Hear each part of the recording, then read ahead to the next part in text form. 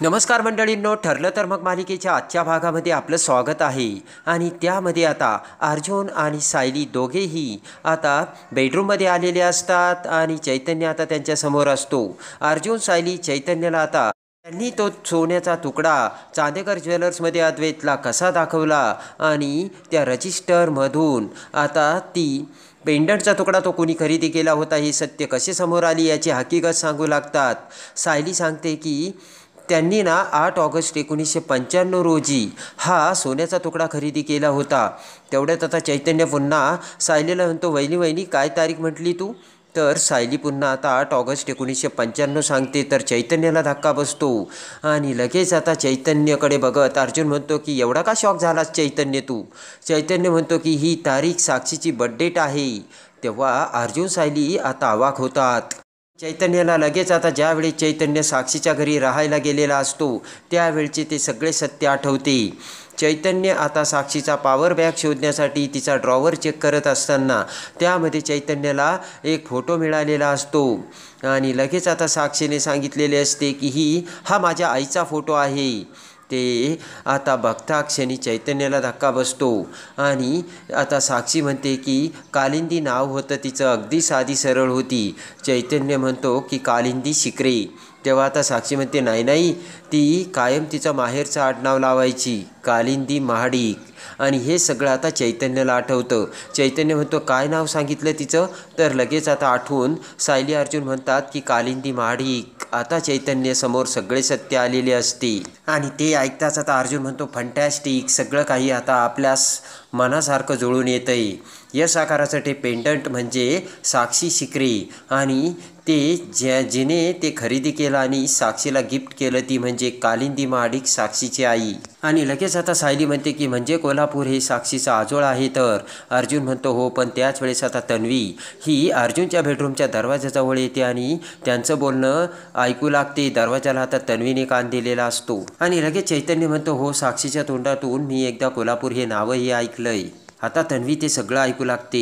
सायली म्हणते की म्हणजे जे काही पुरावे वेगवेगळे वाटत होते ते सगळे साक्षीपाशी येऊन थांबले. तर आणि लगेच आता तन्वी विचार करते की म्हणजे नक्कीच यांच्या हाताला काही साक्षीच्या विरोधात लागलं की काय. पुन्हा तन्वी कान देऊ लागते. पण तेवढ्यात कल्पना तिच्या बेडरूममध्ये बाहेर येते आणि तन्वीला बघते. तन्वीने कान दिलेला असतो तो दरवाजाला आणि पटकन तन्वीकडे बघत आता कल्पना म्हणते की तन्वीसुद्धा आता कल्पनाला बघून डचकते. कल्पना तन्वीकडे येते आणि तन्वी आता कल्पनाकडे येते आणि म्हणते की आई, मी तुम्हाला शोधत होते, तू खोलीकडे दिसली नाही म्हणून मला वाटलं की अर्जुनच्या रूमकडे आहे की काय आणि म्हणून दाराला कान देऊन असं ऐकायचा प्रयत्न करायचा का तन्वी, असे कल्पना बोलते. आतमधून आता अर्जुन चैतन्याला काहीतरी आवाज येतो. कल्पना म्हणते तन्वी, असं चोरून कुणाचं बोलणं ऐकायचं नसतं, तुला काही माहिती आहे का गं? तन्वी म्हणते नाही नाही आई, मी चोरून बोलणं ऐकत नव्हते, मी खरंच शोधत होते. तन्वी म्हणते की हे नवरा बायको असे दरवाजा बंद करून खोलीमध्ये तासन तास गप्पा मारत बसतात, हे चालतंय का तुला आई?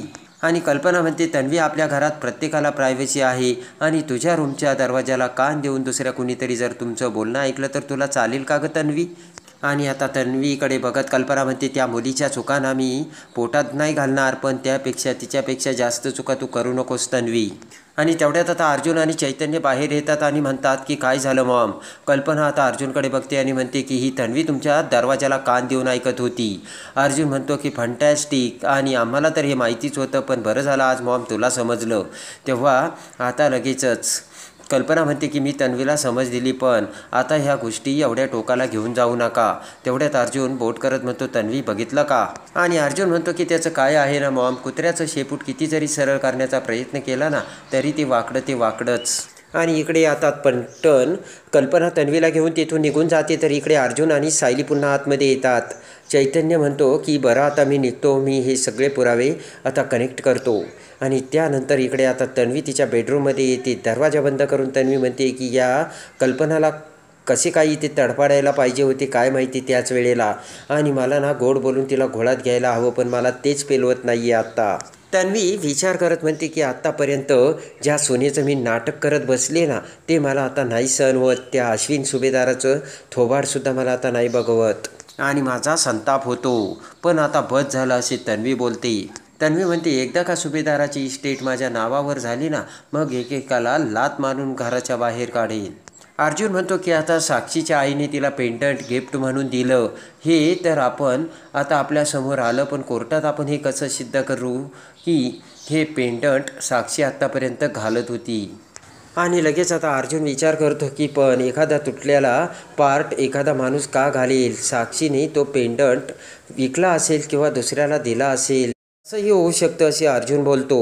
सायली म्हणते की मागातला पेंडंट आहे, जरी तो तुटला तरी तिने तो असा फेकून दिला नसेल, मला वाटतं तो तिच्याच घरी असेल. आणि लगेच आता अर्जुन म्हणतो पण अजून एक प्रॉब्लेम आहे. सायली म्हणते की आता काय? अर्जुन म्हणतो की आपण ना ज्या वेळेस आश्रमात पुरावे शोधायला गेलो होतो त्यावेळेस सगळी पुरावे आपण पोलीस स्टेशनमध्ये जमा केली होती. पोलीस स्टेशनमध्ये असलेल्या त्या पुराव्याच्या स्टोअर रूमला आग लागली होती आणि त्या आगीत ते सगळे पुरावे जळून गेले होते. आणि आता कोर्टात कसं सांगायचं की ते पुरावे आपण आपल्याकडे ठेवला होता म्हणून. इकडे आता दुसऱ्या दिवशी भाजी कापत असताना सायली विचार करते की साक्षीने ते पेंडंट कसं फेकून दिलं असणार. मला वाटतंय की ते पेंडंट साक्षीच्या घरातच असेल.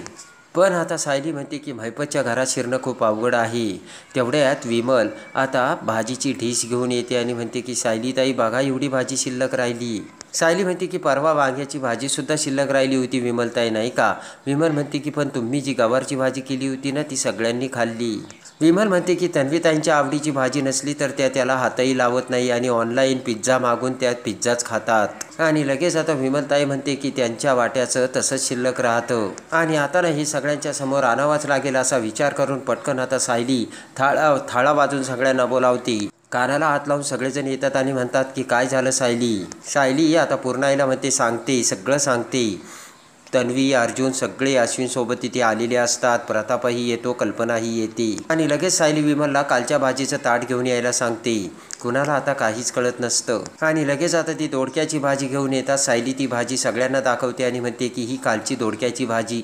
बाबा तुम्हाला दोडका आवडत नाही तरीसुद्धा ती भाजी तुम्ही संपवता आणि आपल्या घरात कुठलंही अन्न नाव न ठेवता संपवलं जातं बरोबर ना? तर पूर्णाई प्रताप मान हलवतात. अश्विन म्हणतो की पण नेमका पॉईंट काय आहे? अश्विनकडे बघत आता सायली म्हणते की हाच की तुमच्या बायकोची ही भाजी नावडती आहे म्हणून तिने खाल्ली नाही आणि हल्ली जवळजवळ आता दररोज ती तेच करायला लागली. तर तन्वी म्हणते याला काय अर्थ आहे? आणि तन्वी म्हणते की मला आवडत जरी नसलं तरी ती मला जबरदस्तीने खायची का? मला काय हवं नको ते सुद्धा खाण्याचं स्वातंत्र्य नाही का मला या घरात? आता म्हणतो तन्वी या घरचा नियम आहे पानात जे वाढतं ना ते सगळं खायचं आणि संपवायचं, कळलं का तुला? तेव्हा आता तन्वी म्हणते सायली तू हे असलं बोरिंग मला काहीच वाढवू नको. सायली म्हणते की घरात केलेल्या भाज्या हिला खायच्या नसतात आणि बाहेरून ऑर्डर करून ही मागून खाते, हे बरोबर आहे का? प्रिया म्हणते की हे बघ काय बरोबर नाही काय चूक हे तू मला सांगू नकोस सायली. मी माझ्या पैशाने माझ्या मर्जीने माझ्या आवडीचं ऑर्डर करून खाते, त्यात तुझं काय जातं? आता सायली म्हणते की सगळ्यांनी ना आता बागेत यायचंय. तेव्हा आता पूर्णाई म्हणते बागेत काय करायचं? तर आता कल्पनाकडे आणि पूर्णाईकडे बघत सायली म्हणते तुम्ही फक्त माझ्यासोबत बागेत चला. आणि तेवढ्यात आता प्रताप म्हणतो की सायली म्हणते तर चला आपण बागेत जाऊयात. पूर्णाई म्हणते हे मात्र खरं आहे बरं का, हल्ली आपण बागेत फिरकतच नाही. आणि त्यानंतर आता सायली ही सगळ्यांना घेऊन बागेत येते आणि प्रत्येकाच्या हातात एक एक बियाच्या पुड्या देते आणि ते सगळं बघून आता अर्जुन म्हणतो की या बियाचं काय करायचं? सायली म्हणते की आज फक्त आपण आपली बागच साफ करायची नाही तर त्या बागेत थोडी शेतीही करायची. आणि आता सगळेजण कामाला लागलेले असतात. त्यानंतर अर्जुन आणि सायली मोठा प्लॅन करतात आणि सायली ही आता एका नर्सच्या वेशात साक्षीच्या घरी येते आणि आता पटकन आता साक्षी ही तिथे असताना सायलीला ठसका जातो. सायलीने तोंडावर मास्क घातलेला असतो मॉडर्न ड्रेसमध्ये. सायली तिथे येऊन आता लगेच आता ठसकायचं नाटक करते आणि साक्षीला पाणी मागते. साक्षी आता आतमध्ये जाते तर तेवढ्यात आता सायली ही सगळे साक्षीचे कपाटातले दागिने बघू लागते. त्याच वेळेस आता अर्जुन सायलीला म्हणतो की सायली झालं का लवकर बाहेर ये. आणि त्याच वेळेस पाठीमागून साक्षी तिथे येते आणि सायलीच्या खांद्यावर हात ठेवते आणि आता साक्षीने सायलीला रंगे हात पकडलेलं असतं. तर आता सायली आता साक्षीचं ते पेंडंट कसं घेऊन बाहेर येणार हे बघण्यासाठी आणि ठरलं तर मग मालिकेच्या डेली अपडेटसाठी बेल नोटिफिकेशनवर क्लिक करून आपल्या चॅनलला लाईक करा, सबस्क्राईब करा.